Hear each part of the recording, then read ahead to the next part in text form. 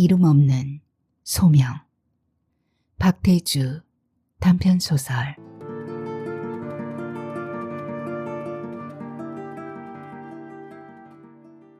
그늘진 곳마다 잔설이 완강했다.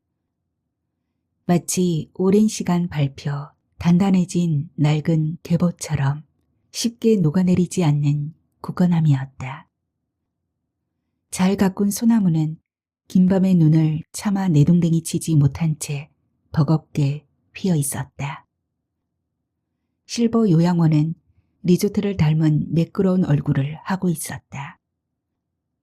삶을 존중하는 돌봄이라는 수식어가 박힌 고급 실버타운이었다. 복도 끝에는 매듭지지 못한 문장이 잔설처럼 남겨져 있었다.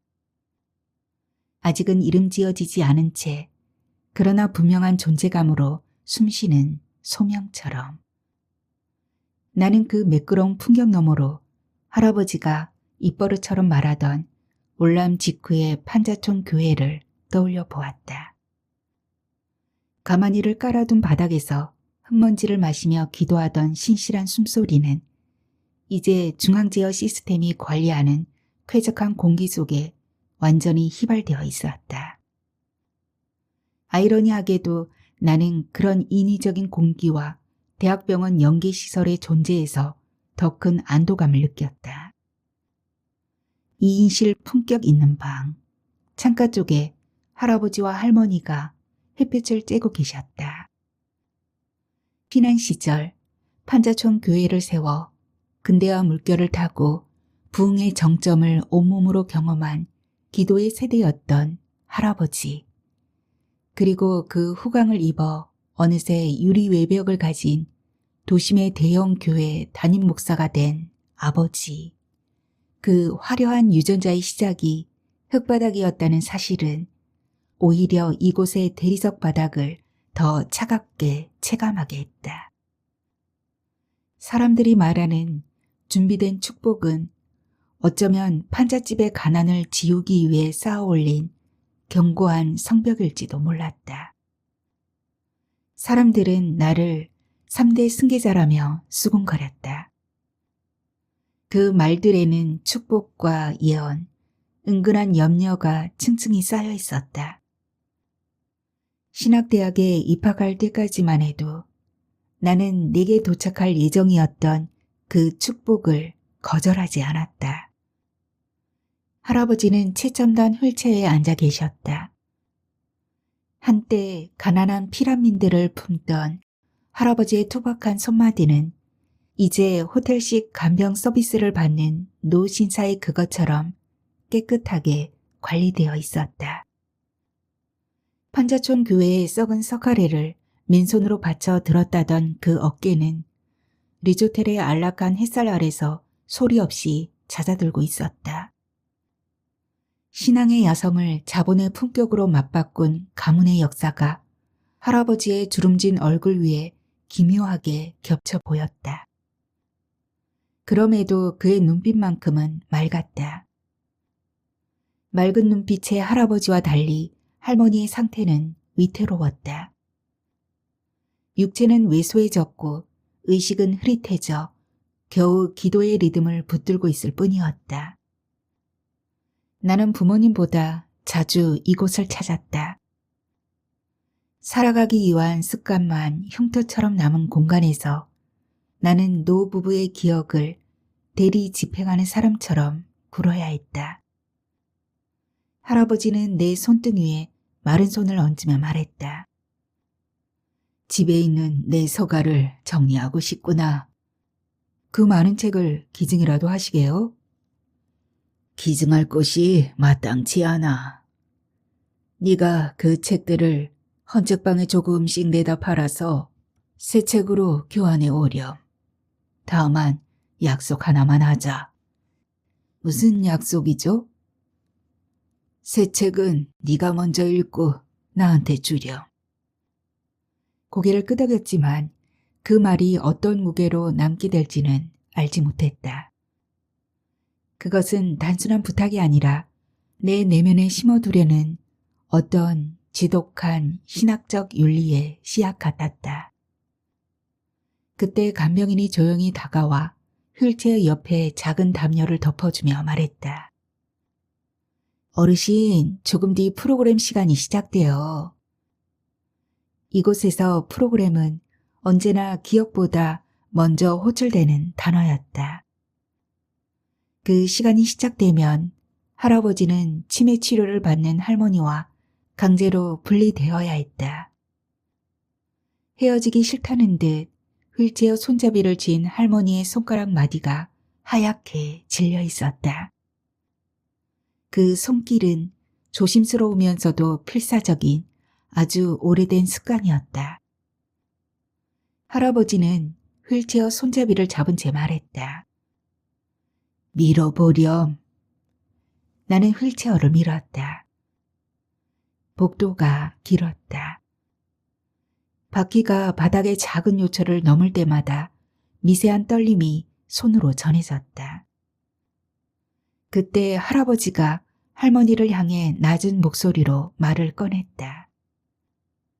이 겨울에도 눈이. 할머니가 고개를 들었다. 그녀는 한 박자 늦게 단어에 숨을 실어 흉내내듯 내뱉었다. 눈이. 할아버지는 더 이상 말하지 않았다. 간병인이 다가왔고 예정된 프로그램 시간이 시작되었다. 휠체어들이 서로 다른 방향으로 멀어졌다. 복도 끝에는 매듭짓지 못한 문장이 잔설처럼 남겨져 있었다. 나는 할아버지의 책을 정리하는 일이 단지 서가를 비우는 일이 아니라 사라지는 것들이 남기는 흔적을 어떻게 간직할 것인가에 대한 문제라는 생각을 하게 되었다. 나는 서가 앞에 서 있었다. 책들은 빽빽했고 손을 넣으면 무엇이든 먼저 닿는 대로 빠져나왔다. 표지를 보지 않고 한 권을 꺼냈다. 또 한 권, 가방이 점점 무거워졌다. 그제야 나는 깨달았다. 이 일에는 기준이 없다는 것을. 기증자의 사인 같은 건 아예 생각조차 하지 않았다. 종교서적 몇 권, 문학서적 몇 권, 인문과학과 잡다한 실용서까지 합쳐 대략 30권 남짓. 헌 책방의 계산대 위에 책을 올리고 한 권씩 제목을 훑었다. 접힌 페이지도 연필 자국도 없었다. 책들은 비교적 깨끗했다. 한 시대 지식의 사체들이었다. 주인은 묵묵히 가격을 매겼다. 퀴퀴한 종이 냄새가 먼저 내 폐부를 핥히었다. 그때 할아버지가 나를 뭔가 시험하는 듯한 마음이 들었다. 서점은 헌책방보다 조명이 밝고 널찍했다. 30권의 헌책을 내준 대가로 5권의 새 책을 손에 쥐었다. 내가 고른 책들은 허기진 영혼의 식탁에 오른 정갈한 찬 같았다. 나는 며칠 동안 책을 속독한 뒤 할아버지께 가져다 드렸다. 이 기묘한 교환이 어떤 의미로 받아들여질지가 궁금했다. 할아버지는 책을 한 권 한 권 손바닥으로 쓰다듬듯 넘기더니 말했다. 좋은 책들 고맙다. 이 책은 다 읽은 뒤 요양원에 기증하마. 다음에 올 때도 이 정도 책을 바꿔 오렴. 작은 효심이 그분의 손에 전달되는 기분이 들었다. 영원히 흐르는 책을 세상으로 흘려보내는 일이었다. 할아버지에게 은혜를 받은 교인들이 그리도 많았지만 정작 면회를 오는 사람들이 드문 것은 왜일까? 그 뒤로도 나는 헌책을 팔아 새 책을 사는 일을 반복했다. 기증자들이 저자 자신인 경우가 많았다. 나는 기증자의 사인이 적힌 책의 첫 페이지를 가위로 오려 스크랩북 파일에 넣었다.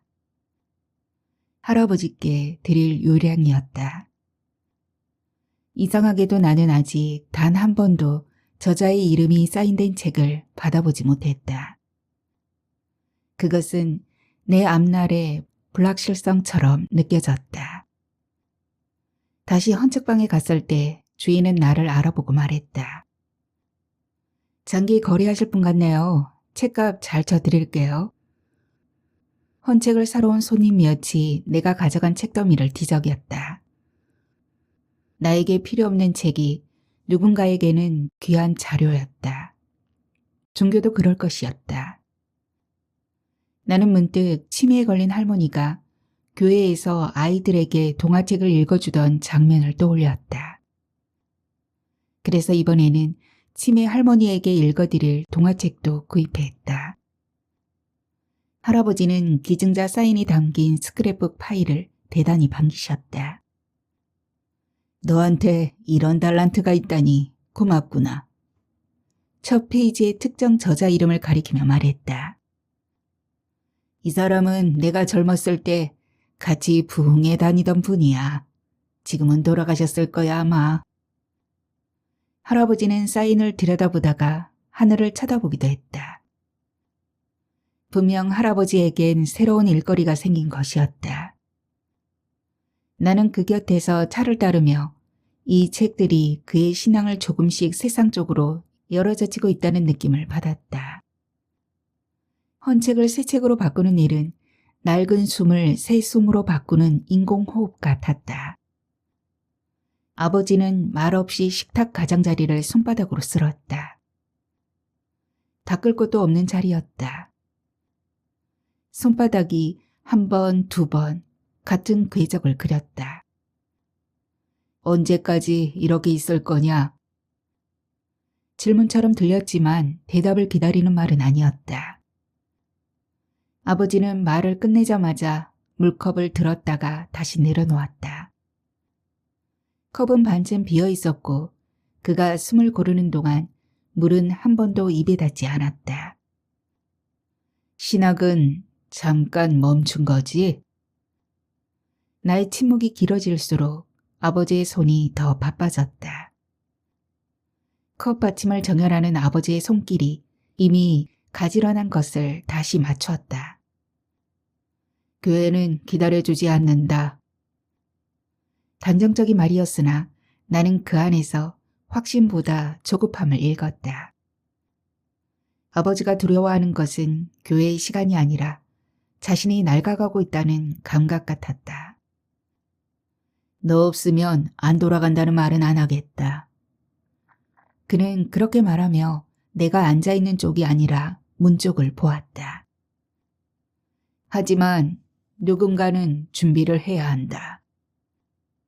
아버지의 조급함은 후계자를 서두르고 있는 것으로 보였다. 신학교는 언제 복학할 참이냐? 나는 잠시 침을 삼켰다. 아버지, 전과하고 싶어요. 글을 써보고 싶습니다. 그는 커피잔을 들었다 놓았다. 금속이 접시에 닿는 소리가 방안을 쩌렁 울렸다. 네 할아버지가 우리 교회를 어떻게 읽었는지 알지 않느냐? 세상이 이제 종교 세습을 어떻게 보는지도 아시잖아요.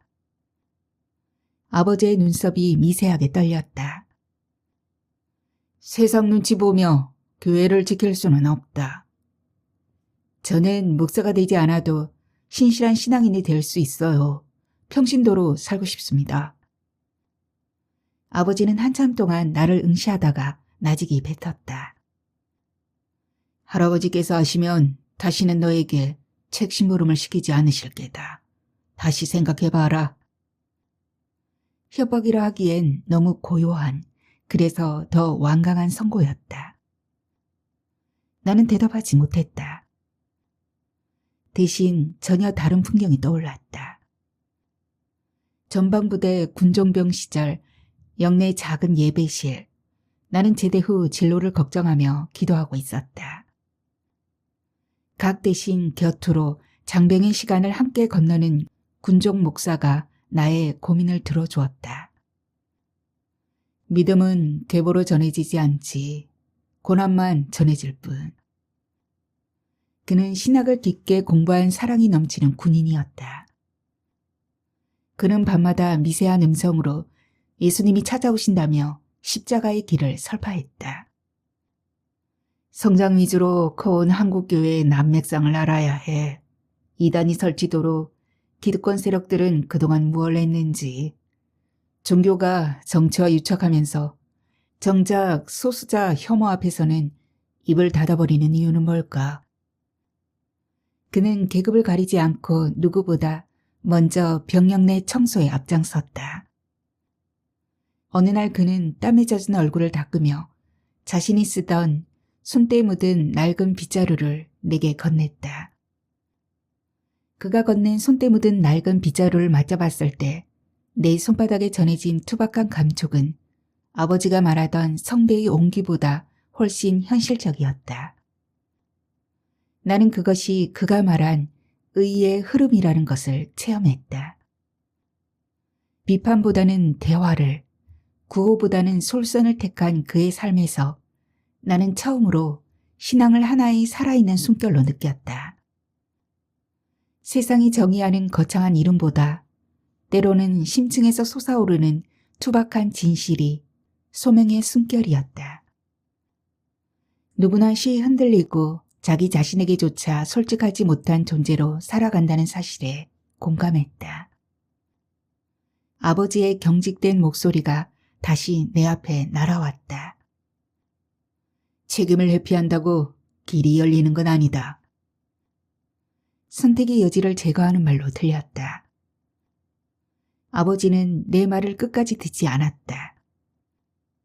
고개를 끄덕이거나 반박하지도 않았다.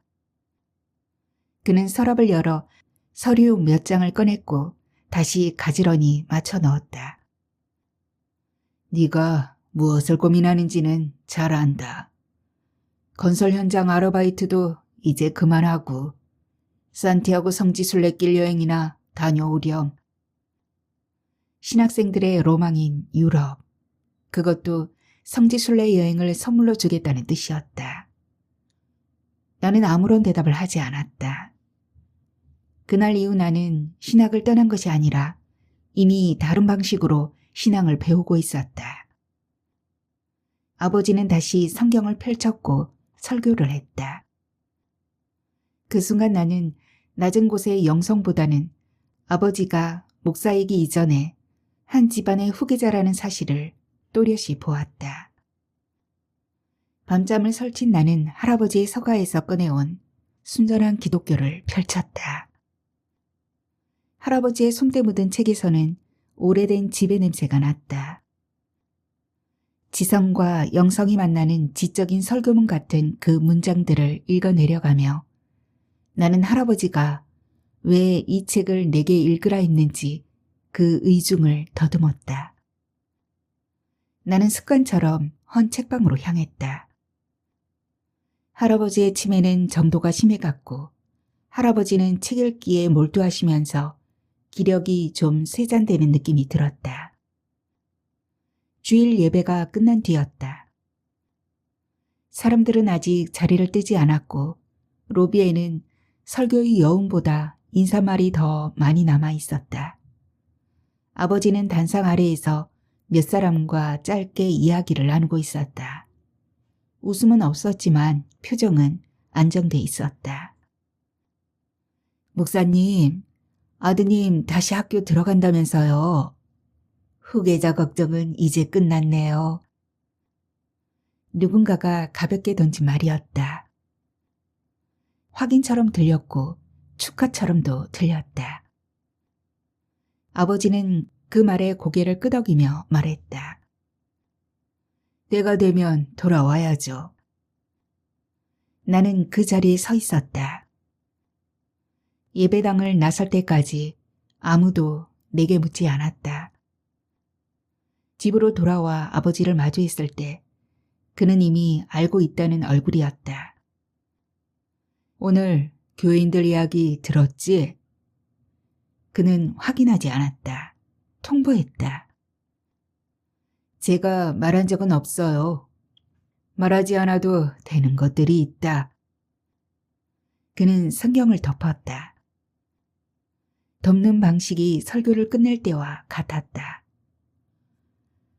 네가 돌아온다는 사실보다 중요한 건 교회가 흔들리지 않는다는 거다. 그 순간 나는 가방 하나를 챙겼다. 아버지는 붙잡지 않았다. 문은 조용히 닫혔다. 아버지는 끝내 뒤돌아보지 않았다.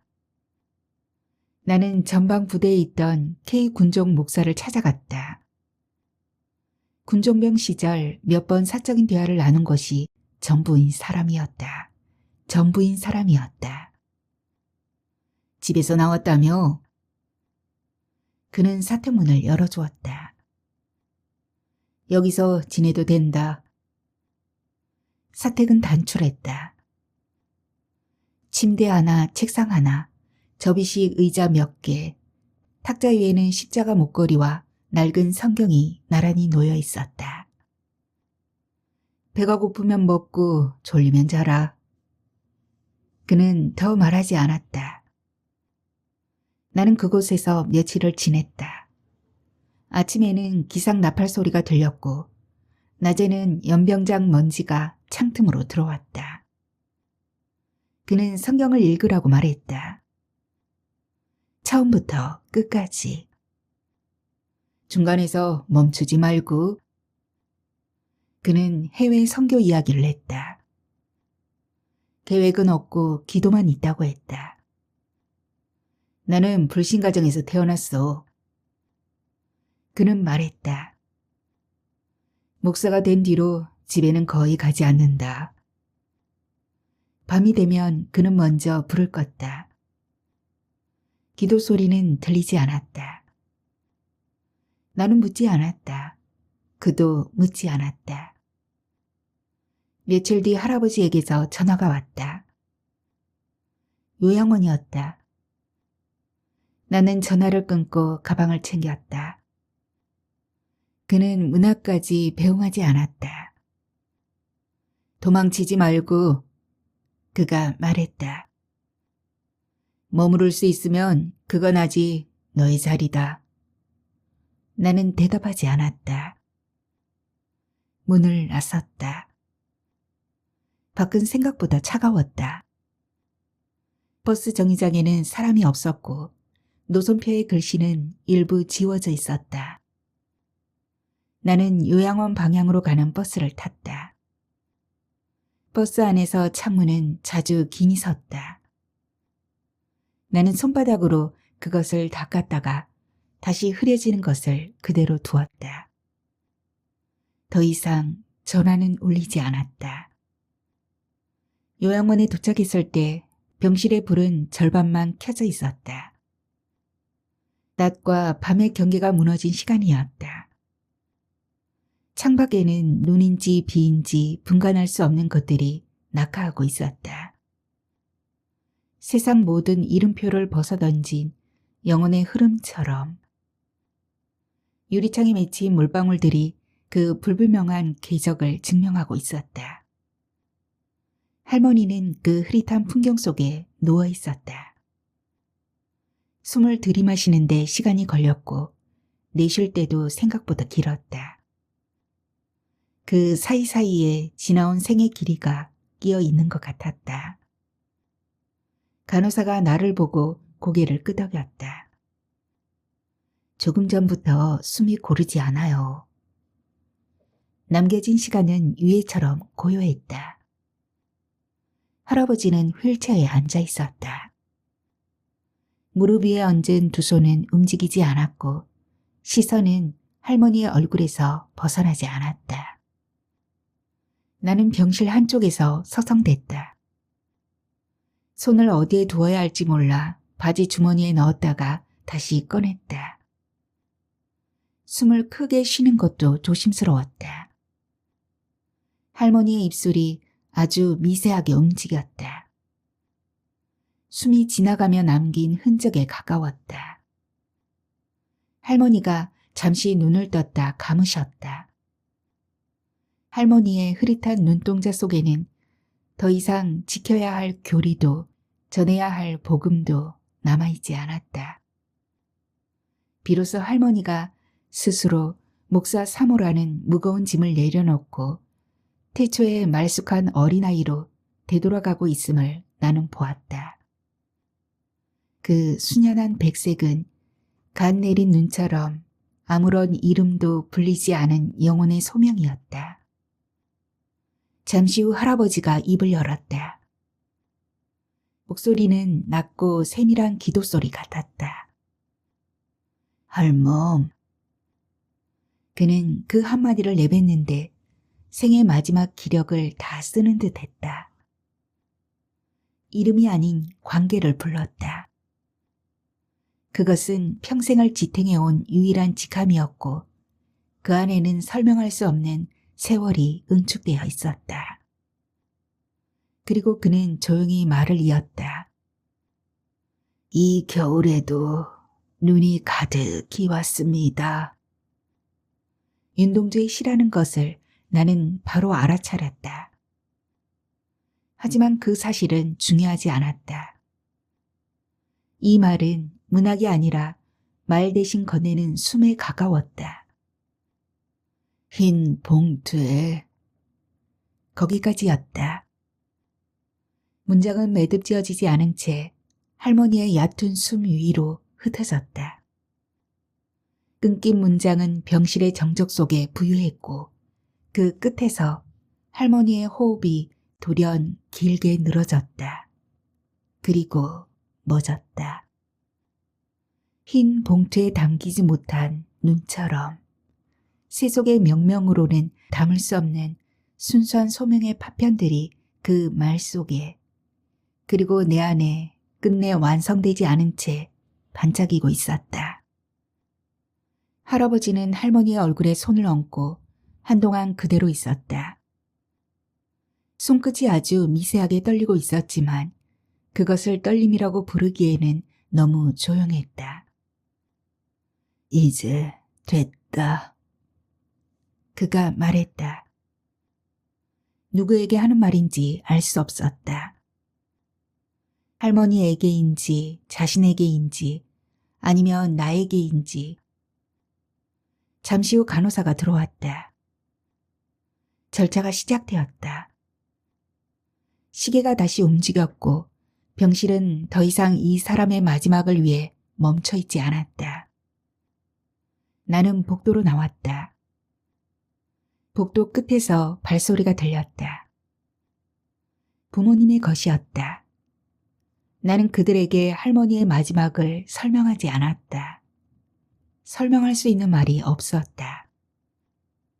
장례 준비가 시작되었지만 할아버지는 움직이지 않았다. 그는 장례식장에 가지 않겠다고 말했다. 할머니를 이미 보냈다. 할아버지는 혼자 있어도 괜찮아 보였다. 정서적 독립을 하고 있는 것처럼 보였다. 그러나 나는 처음으로 할아버지의 등이 아주 작아 보인다는 생각을 했다. 나는 할머니의 장례식 동안 유일하게 한 사람으로부터 조문을 받았다. 군종 신부님이었다. 그는 오히려 나의 진로에 대해서 용기를 주면서 자유의지를 심어주고 돌아갔다. 흰 봉투에 담기지 못한 눈처럼 그 말은 끝내 완성되지 않은 채 내 안에 남아 있었다. 할머니가 돌아가신 뒤 아버지는 한동안 교회에 나가지 않았다. 설교문은 책상 위에 그대로였고 성경은 덮여 있었다. 사람들은 그가 애도 중이라고 여겼다. 기도가 안 된다. 아버지가 고백했다. 직분이 박탈된 평신도의 목소리였다. 아버지는 할머니의 망각을 신앙으로 수복하려 애썼지만 나는 그 텅 빈 눈동자 속에서 계보도 명예도 필요 없는 가장 말쑥한 영혼을 보았다. 그것은 아무것도 증명할 필요가 없는 내가 도달하고 싶은 광활한 평원과 같았다. 나는 할머니의 항상 따뜻했던 손과 찬양 소리를 잊을 수가 없다. 할머니의 손은 교회를 봉사로 일으킨 부흥의 도구였고 동시에 사랑의 증표였다. 약하고 어려운 사람들을 돕는 선한 손이었다. 그런데도 신은 평생 교회를 위해 마디가 굵어지도록 일한 여인에게 치매라는 서글픈 안식을 허락했다. 교인들은 그것을 형벌이라 수군댔다. 아버지는 그 서글픈 안식을 비극이라 여겨 다시 신앙의 자리로 돌려놓으려 애썼지만 나는 그 비어버린 눈동자 속에서 계보도 책임도 명예도 필요 없는 가장 순수한 형태의 영혼을 보았다. 나는 그것이 신이 허락한 마지막 비움이라 믿었다. 소명은 언제나 이름보다 먼저 왔고 이름이 사라진 뒤에도 고요히 머물렀다. 나는 그 비움 위에서 비로소 나만의 십자가를 다시 그리기 시작했다. 할머니가 교회 공업묘지에 모셔진 뒤로 할아버지는 나에게 의존하는 기색이 더 컸다. 읽고 싶은 책을 주문하기도 했고 내가 사서 간 책을 함께 간평하기도 했다. 헌책의 시약에 대해서도 소신을 말씀하시기도 했다. 요양원 복도는 언제나 같은 분위기였지만 그날은 유난히 길게 느껴졌다. 휠체어 바퀴가 바닥의 이음새를 지날 때마다 짧은 마찰음이 났다. 할아버지는 그 소리를 듣고도 고개를 들지 않았다. 창밖에는 계절을 알 수 없는 빛이 고여 있었고 나무들은 움직이지 않았다. 할머니가 떠난 뒤 요양원은 더 조용해졌다. 사람들은 위로의 말을 준비해 왔다가도 막상 할아버지 앞에서는 그 말을 접어넣었다. 아무리 목사라고 하지만 죽음을 눈앞에 둔 사람에게 건강 회복하라는 내용의 기도와 위로를 해주기란 여간 어려운 일이 아니었다. 그는 외로워하지 않았다. 부모님과 교인이 다녀간 뒤에도 할아버지는 교회 이야기를 꺼내지 않았다. 그날 오후 나는 헌책방으로 갔다. 더 이상 책을 팔 생각은 없었다. 할아버지의 서가책도 씨앗 같은 책을 제외하고는 거의 소진되어 있었다. 눅눅한 종이 냄새가 마음을 다독이는 듯 했다. 헌책방 책장은 여전히 무질서했고 제목들은 서로를 밀치듯 겹쳐 있었다. 나는 무작위로 책 한 권을 꺼냈다가 다시 꽂고 또 다른 책을 집었다. 그러다 오래된 신앙서 한 권이 손에 걸렸다. 표지는 헤어졌고 제목조차 바랜 새벽을 깨우는 나날이라는 책자였다. 저자명에 박힌 할아버지의 성함이 생경했다. 그것은 거대한 유리 성벽을 쌓기 전 할아버지가 판자촌 교회에서 길어 올린 야성의 기록이 아닐 수 없었다. 나는 책을 펼치지 못한 채 한동안 서 있었다. 그 책이 이곳에 있다는 것이 믿기지 않았다. 집 서가에도 교회 자료실에도 없는 책이었다. 할아버지가 젊었을 때, 아직 교회가 작고 신자가 적었을 때 쓴 책이었다. 첫 장을 넘기자 초심이 읽혔다. 서문 끝자락 문장에서 내 심장은 멈춰섰다. 이 글을 읽는 이가 목사가 되지 않기를 나는 몰래 기도했다. 긴 침묵이 흘렀다. 요양원으로 돌아오는 길에 나는 그 책을 가방에서 꺼내 다시 한번 펼쳐보았다. 저녁 무렵 할아버지는 휠체어에 앉아 창밖을 보고 있었다. 나는 그 책을 무릎 위에 올려놓았다. 할아버지는 표지를 보자마자 고개를 끄덕였다.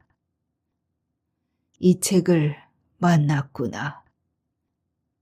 할아버지는 내 손을 잡고 오래 놓지 않았다. 다만 숨을 고르듯 천천히 말했다. 사람은 꼭 부르는 자리에서만 부름을 받는 건 아니란다. 나는 고개를 숙였다. 요양원을 나서며 나는 헌 책방의 냄새를 떠올렸다. 누군가의 이름이 사라진 뒤에도 남아있는 종이의 온기, 그곳에서 나의 소명은 끝내 이름을 갖지 않았다. 이름 없이 내리는 눈처럼 오직 순수한 형태로 존재하며 세상 위에 흔적을 새길 그 무엇이었다. 어느 날 저녁 할아버지가 잠든 뒤 나는 요양원 예배실에 잠시 들렀다. 아무도 없을 줄 알았는데 맨 뒷자리에 누군가 앉아 있었다. 아버지였다. 그는 기도하고 있었다. 나는 가까이 가지 않았다. 아버지도 나를 부르지 않았다. 잠시 후 그는 일어나 출입문 쪽으로 걸어왔다. 우리는 예배실 한가운데서 스쳤다. 하나님께서는 아버지가 말을 꺼내다 멈췄다. 끝까지 이어지지 않은 말이 공중에 남았다. 그는 그 말만 했다. 그 어떤 판단도 위로도 섞여 있지 않았다. 나는 대답하지 않았다. 세상의 모든 이름표를 벗어던질 때 비로소 나는 나의 소명을 듣는다. 기도는 계속하겠다. 그는 덧붙였다. 방향에 대해서는 말하지 않겠다. 문이 닫혔다. 그날 이후 나는 내 이름으로 숨쉬기 시작했다. 갓 내린 눈밭처럼 내 소명은 이름도 발자국도 없는 백지 위에서 시작될 것이었다.